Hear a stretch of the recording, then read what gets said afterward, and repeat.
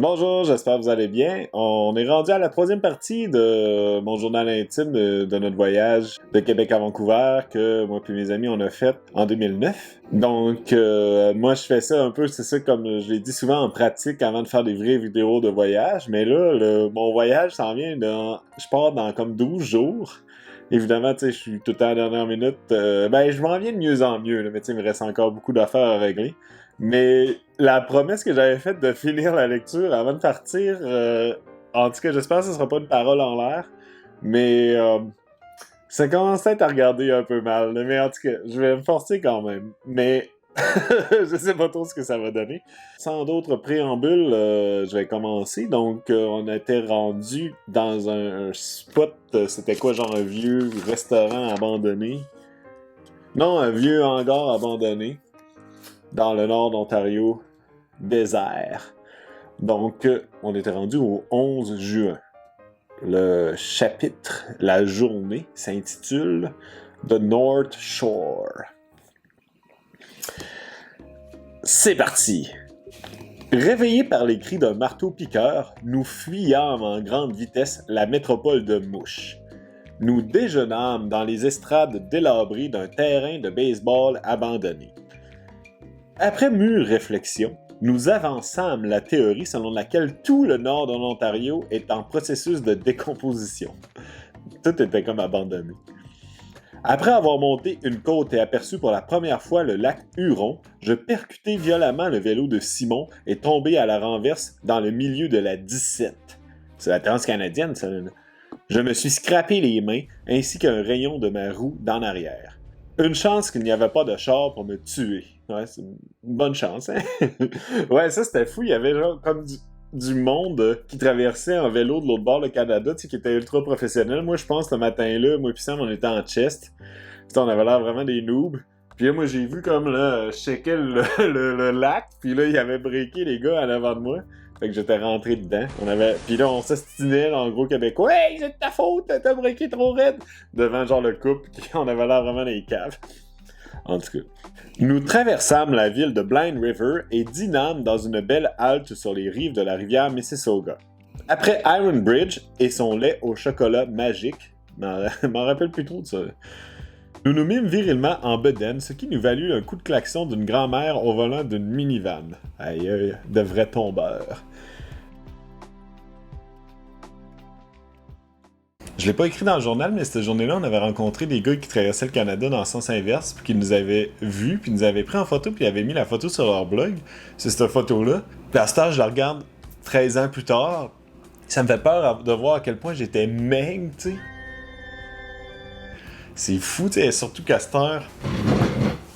Disons qu'à cette heure, ça ressemble un peu moins. Ça, d'habitude, je le traîne pas en bicycle. Arrivé dans la très pittoresque ville de Bruce Mines, nous nous bourrâmes au Bobbers. C'était comme une espèce de restaurant, là, tu sais, familial, là, ben standard, mais pour nous autres, on se croyait comme des rois. Nous nous vengeâmes de la bouffe en canne en mangeant 1000 affaires grasses et succulentes. Un charmant client complimenta mon remarquable klaxon, ce qui me plut énormément. Du Dollarama. Nous visitâmes la marina qui donnait sur le lac Huron et allâmes à la bibliothèque pour squatter Internet. Je parlais sur MSN de notre périple aux gens, oh boy, ça me rajeunit pas cette affaire-là, MSN, et appris également que j'étais retenu pour participer à Bluff. Waouh, j'avais passé à la TV. Bluff, c'est un jeu questionnaire qu'il y avait à l'époque à Télé-Québec, animé par Marie-Christine Trottier puis Antoine Bertrand. C'était comme une espèce de mix entre le poker puis question comme de génie en herbe. Là. Fait que là, je venais de recevoir le email, j'étais content. Ensuite, Simon se loua une chambre d'hôtel pour lui tout seul parce que sa soif d'hygiène le forçait à se laver, tandis que Sam et moi établîmes la tente à l'extérieur du village après avoir arraché les arbres morts dans la forêt avec beaucoup de plaisir. Ouais, c'est ça, Simon voulait louer une chambre d'hôtel pour se laver, puis moi pis Sam on était là, non, on n'a pas d'argent. Fait que là, Simon il a payé tout seul, mais il a pas... il était tout seul, genre, fait que là... Nous autres, on n'avait pas dormi avec, on avait été campés dans le bois. Tu sais, on aurait pu emprunter sa douche, en tout cas. Maintenant, je dois absolument finir le Da Vinci Code ce soir si je veux pouvoir le jeter et ainsi avoir de la place pour faire l'épicerie à Sault-Sainte-Marie. Je l'avais laissé, je pense, sur un banc de parc, le livre. 103 km. 12 juin, pillage au Dolorama. Ouh là là. Après s'être réveillés, Sam et moi retournâmes dans le centre-ville de Bruce Mines pour squatter quelque peu la chambre de Simon en regardant la TV. Nous partîmes à 11h et fîmes très tôt la connaissance d'un vent de 140 km/h directement dirigé dans notre face. Je dois admettre qu'aujourd'hui, j'étais excessivement lent pour une raison obscure, aux grandes dames de Simon. Arrivés à Echo Bay, Sam et Simon montèrent une grosse affaire. Pendant que je les prenais en photo, mon lexique géomorphologique n'était pas aussi raffiné dans ce temps-là. Et nous dînâmes dans un mini-désert. Un peu plus loin, moi et Sam nous baignâmes dans la majestueuse Garden River avec la ferme intention de se débarrasser d'un peu de crasse qui nous couvrait le corps. Ce fut très rafraîchissant, mais le courant étant tellement fort qu'il me fit perdre mon savon et me fit sacrer après mes belles sandales oranges à 1 pièce. Un gars qui venait de New York en vélo nous regardait nous baigner. C'est un peu bizarre. Il s'en allait à Seattle. J'ai aucun souvenir de ce cycliste-là. Je pense pas qu'on y a parlé longtemps. Arrivé à Sault-Sainte-Marie, nous recherchâmes vivement un Dolorama et le trouvâmes après 2 faux témoignages de vilains citoyens. Ce fut une débauche sans équivoque. Les 1000 cannes de conserve et les 1000 cochonneries dans mon panier pesaient 1 tonne. C'est tout de même un exploit digne des dieux de dépenser 31$ au Dolorama juste en bouffe. C'était avant l'inflation. À cette heure, ça se fait de rien. Comme j'avais été poche en ce jour, je m'achetais des boosts d'énergie ultra tueurs et cancérigènes pour m'aider dans les méga montagnes à venir. Après avoir soupé dans un superbe terrain vague, nous entreprîmes le long périple du longeage du lac supérieur, épreuve périlleuse s'il en fut. Au dépanneur de Hayden, mon bilinguisme parfait me permit de savoir que nous changions d'heure à Dryden et non Sault-Sainte-Marie comme je le croyais, entre parenthèses, joke. C'est que là, ouais, cette fois-là, j'avais voulu demander c'était quand qu'on passait de la Eastern Time Zone à Central Time Zone, mais je savais pas c'était quoi en anglais Time Zone. C'est fuseau horaire. Fait que j'étais comme, when do we change time? Where do we change time? Puis là, je comprenais pas. Puis tu sais, j'ai comme commencé à expliquer, ben tu sais, la planète est comme divisée en 24 quartiers d'orange. Puis là, grosse explication de c'était quoi un fuseau horaire sans savoir c'était quoi le mot. Tu sais, c'était comme un commis de dépanneur de 16 ans qui était là, merde, de quoi tu parles? Ça a pris comme 10 minutes avant qu'ils comprennent. Puis ok, ben c'est plus loin. Puis là, en tout cas, Sam pis Simon riaient de moi.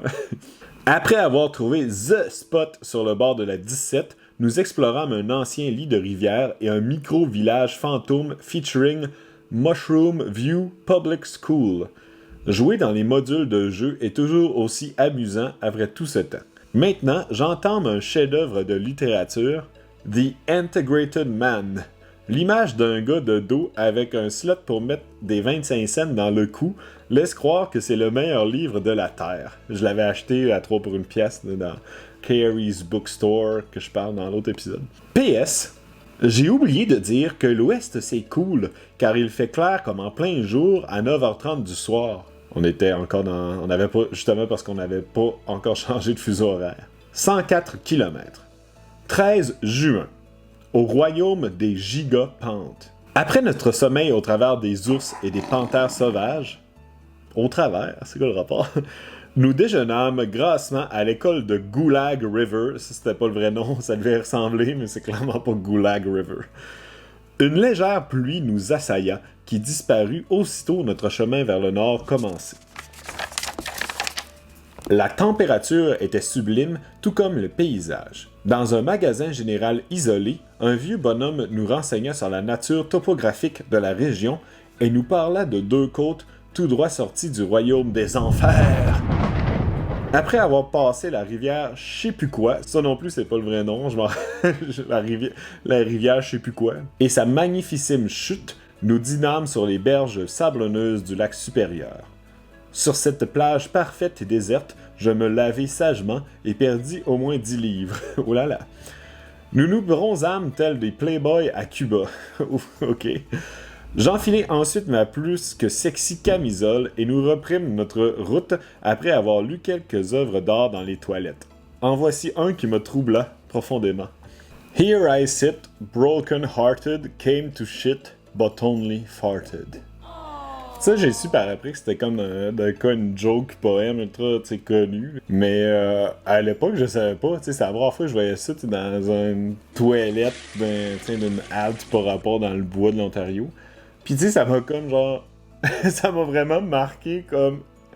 comme un vrai poème le ferait. Je suis comme, waouh, quelle poésie! C'est malade! Mais c'était ça, c'était pas un original. J'ai su par après. Après avoir clenché quelques 30 km, après avoir bu ma potion magique, nous arrivâmes dans la région des Giga Super Duper Côtes. Elles furent très demandantes et le paysage sur le bord du lac supérieur quasi orgasmique. Ça, c'est un terme à utiliser le moins souvent. Anticipant Montreal River depuis déjà quelques lieues, nous nous aperçûmes à notre grand désarroi que c'était nul autre qu'un coup monté. Parce que sur notre carte, il y avait comme un village marqué Montreal River, mais en effet, il y avait seulement un magasin fucké et des centaines de tonnes d'ordures en l'endroit indiqué sur la carte. Après avoir ingurgité un ragoût froid, nous continuâmes et montâmes la plus grosse côte de la vie, déguisée au début en illusion d'optique. Sorte de Magnetic Hill inversé. Pas sûr de comprendre celle-là. Après ce calvaire, nous clenchâmes des pentes et campâmes au Scenic Look de Agawa Bay, la plus belle vue du monde. Entre parenthèses, malgré les zillions de mouches. 114 km. 14 juin, Wawa by the Beach. Aujourd'hui, nous avions décidé de slacker un peu. Notre objectif était Wawa et nous arrêtions après. Après une nuit pénible due à mon coup de soleil sur l'omoplate, nous fuyâmes encore le mauvais temps et les nuages plus bas que nous. Parce qu'on était où? Les côtes et les paysages étaient encore une fois intimes. Intenses, pardon. Ben après le quasi-orgasmique de tantôt, je savais plus. Le parc provincial du lac supérieur était assez désert et nous dînâmes doucement dans un centre d'information où la route bière fut excellente. Rendus à Wawa, nous aperçûmes le dieu de la cité, c'est-à-dire la gigantesque oie qui trône au-dessus de la 17. Nous visitâmes la ville qui fut frappée par une panne d'électricité et nous nous gâtâmes culinairement. La pâte à brownie ainsi que le lait au chocolat et les Doritos faisaient damner mon estomac. Ouais, j'avais tout mangé ça en même temps. Un 2 litres de lait au chocolat, un gros sac de Doritos, puis de la pâte à brownie pas cuite. Là.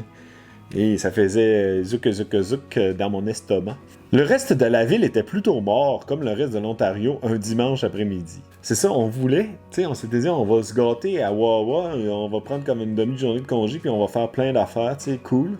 Mais là, c'était ultra mort, il y avait une panne d'électricité dans toute la ville, puis c'est Wawa, là, pas New York, là, je sais pas ce qu'on pensait faire, mais il y avait rien à faire. Le Young's General Store était rustique à souhait, et nous trouvâmes le spot le plus drôle de la vie, un terrain vague surplombant la 17 à genre 10 mètres de la rue. Moi et Sam explorâmes une ancienne track et rencontrâmes un pont très épeurant. 96 km. Le pont, c'est que c'est comme une trail, c'est une ancienne track de chemin de fer. Puis le pont, c'est que, il y avait les beams, là, les gros beams transversaux de la track, mais il avait enlevé les rails. Fait que, le pont passait par-dessus une rivière, mais là, il n'y avait plus les rails. Fait que, on marchait là-dessus, mais avec des grosses craques entre, on avait peur. Je sais pas pourquoi on a fait ça d'ailleurs. 15 juin. La banlieue wawaienne. Ayant décidé la veille de faire la grasse matinée, je me levai tard et profitai du soleil radieux pour lire The Integrated Man en mangeant des beurrés de nougatis marbrés. En passant, The Integrated Man, c'était vraiment bon. C'est comme un livre de science-fiction ultra cheap, mais d'apparence, mais je m'en rappelle encore de l'histoire, c'était super bon. Ça se passait comme dans une colonie sur une autre planète, que là, dans le fond, le méchant, il avait comme une grosse mine, puis dans le fond, il engageait des travailleurs étrangers, des travailleurs d'autres planètes, puis vu qu'ils étaient pas qualifiés, c'est ça, les Integrated Men, c'est que tout le monde avait comme une espèce de slot, où c'est que tu mettais comme une puce, puis là, tu devenais genre, opérateur de machinerie lourde, ou whatever, là, tu sais. Fait que là, le monde devenait comme un peu des robots, mais là, quand leur chiffre finissait, ils se sentaient vraiment fuckés, tu sais. Puis là, le héros, il était comme mort, mais il existait sur plein de petites chips, là, tu sais. Puis là, il allait essayer de tuer le méchant. En tout cas, mais c'était vraiment hot, ce livre-là. Après, nous trois sommes retournés à l'ancien pont de la Traque et nous nous baignâmes dans la somptueuse rivière Magpie. En voulant partir vers 1 heure, je scrapais l'essieu arrière de ma roue en tentant de bouger ma béquille qui marche jamais. Ce fut poche et valut à Simon et moi une visite éclair au Mini Canadian Tire de Wawa où les employés ne trouvaient aucun essieu de rechange à mon grand désarroi. J'achetai donc seulement un washer et une note en attendant d'être à Marathon ou Thunder Bay pour m'acheter de quoi de mieux.